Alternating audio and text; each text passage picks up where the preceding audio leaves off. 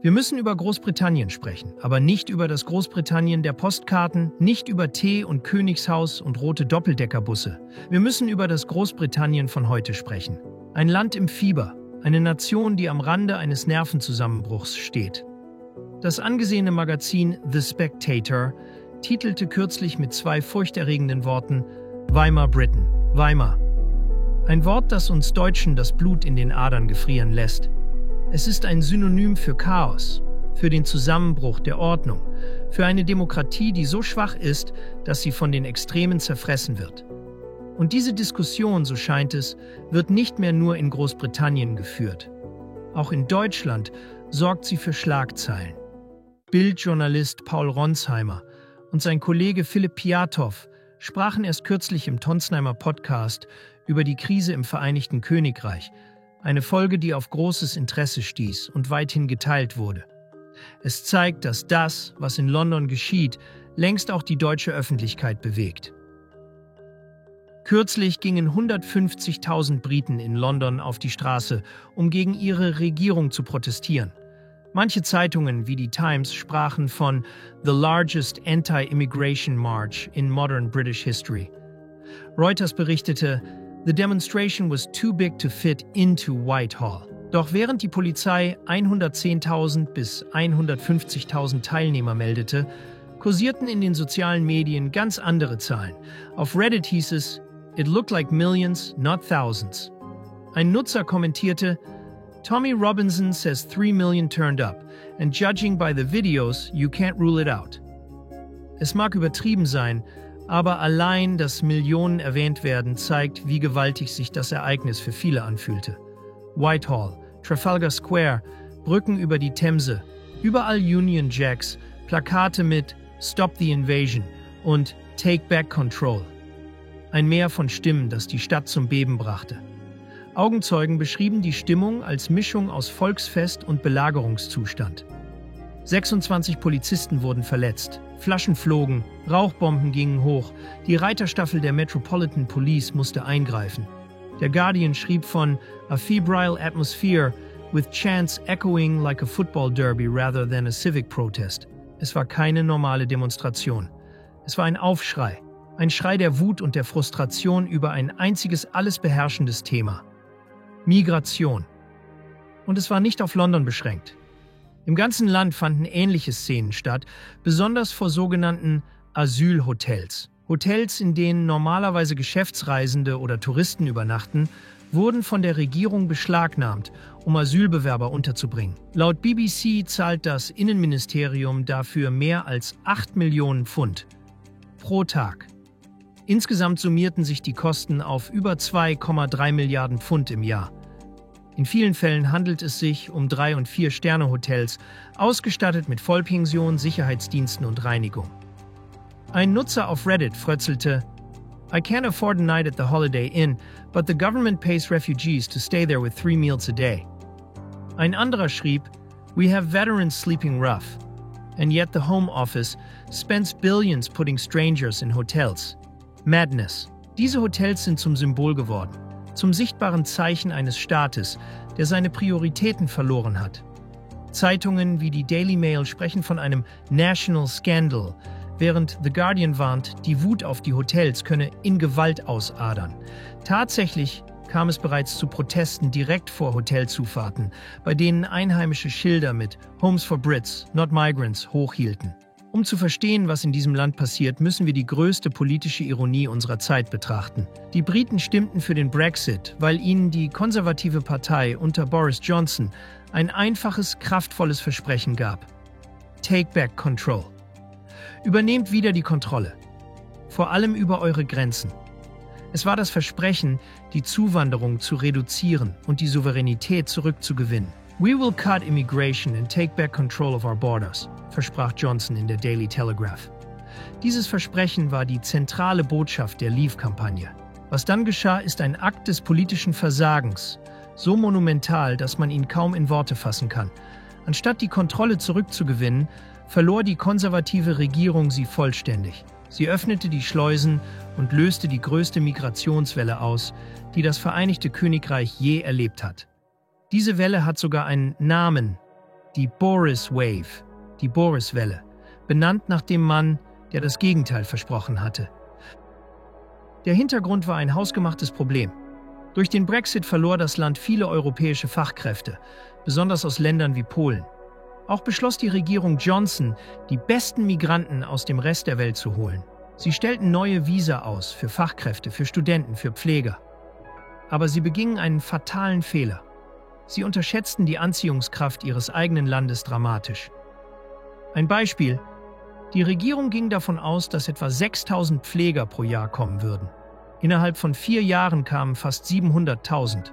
Das Wall Street Journal rechnete vor, dass in den letzten 4 Jahren 4% der gesamten britischen Bevölkerung neu ins Land gekommen sind. Ein Kommentator auf Reddit fasste es so: "That's the equivalent of adding 2 whole cities the size of Newcastle and Leeds in just a few years.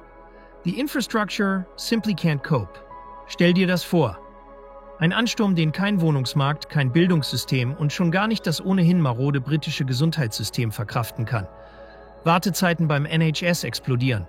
Schulen sind überfüllt. Lehrer streiken. Die Mieten in Städten wie Manchester und Birmingham stiegen um 2-stellige Prozentsätze. In London zahlen junge Familien die Hälfte ihres Einkommens für eine Wohnung. Und das Bitterste daran ist, es war kein linker Plan für offene Grenzen. Es war das totale Missmanagement der Konservativen, der Partei, die geschworen hatte, die Migration zu beenden. Sie hatten die Büchse der Pandora geöffnet und bekamen sie nicht mehr zu. In dieses Vakuum aus gebrochenen Versprechen und wachsender Wut tritt nun ein Mann, der seit Jahren am Rande der britischen Politik lauert. Ein Mann, den die Elite verachtet, den die Medien dämonisieren, der aber für eine wachsende Zahl von Briten die einzige authentische Stimme des Widerstands ist. Sein Name ist Tommy Robinson. Wer ist dieser Mann? Tommy Robinson, der eigentlich Stephen Yaxley Lennon heißt, ist das personifizierte Anti-Establishment. Er ist kein glattgebügelter Absolvent einer Elite-Universität, wie fast alle britischen Politiker. Er kommt von der Straße, aus Luton, einer Arbeiterstadt nördlich von London. Er wurde in der brutalen Welt der Fußball-Hooligans politisiert. Er saß 5-mal im Gefängnis. Er sieht aus wie ein Schauspieler aus dem Film Football Factory. Klein, bullig, kurzgeschorene Haare, Bomberjacke. Er ist das Schmuddelkind, der unkontrollierbare Radikale. Und genau das ist seine Stärke. In einer Zeit, in der die Konservativen ihre wichtigsten Versprechen verraten haben, wirkt er auf seine Anhänger als der Einzige, der sich treu geblieben ist. Seit 15 Jahren predigt er dieselbe Botschaft.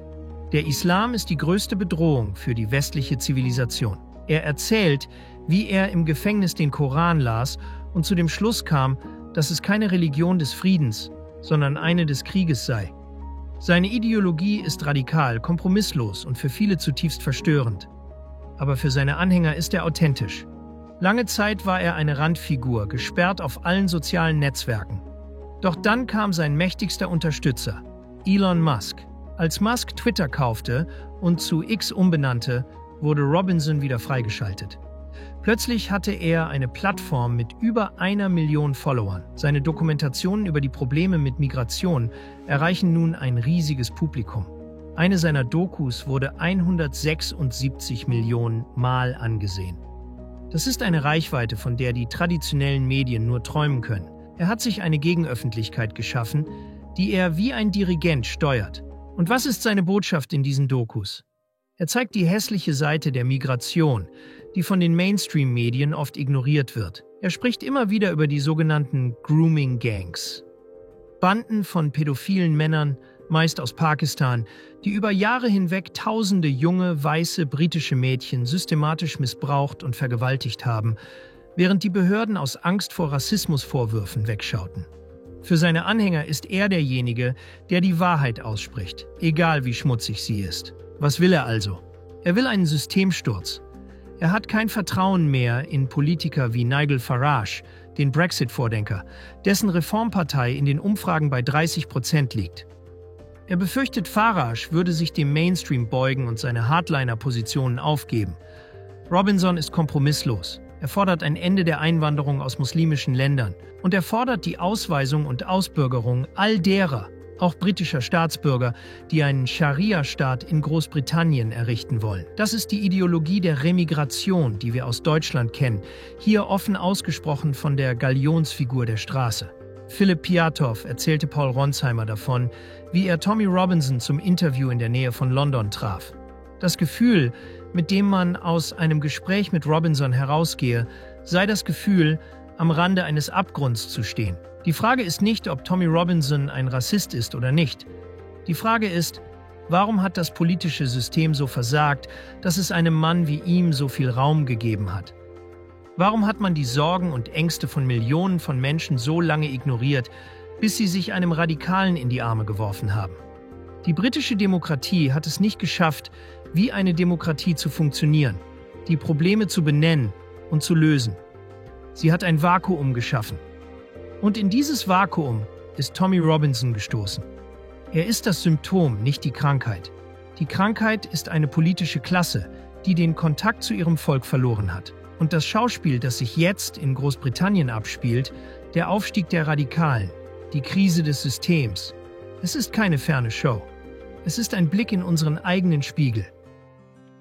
Bist du Unternehmer, Freiberufler oder Investor? Zieht es dich schon lange ins Ausland? Mach heute den ersten konkreten Schritt in eine Zukunft mit mehr Geld und mehr Freiheit. Buche ein Beratungsgespräch mit Sebastian und seinen Kollegen. Unsere Kanzlei unterstützt Mandanten wie dich dabei, deine Steuerlast legal zu reduzieren, Vermögen aufzubauen und zu schützen und deine persönliche Freiheit zu maximieren. Profitiere jetzt von unserem Fachwissen und unserem Netzwerk. Gehe zu mandatierung.com und werde Mandant unserer Kanzlei.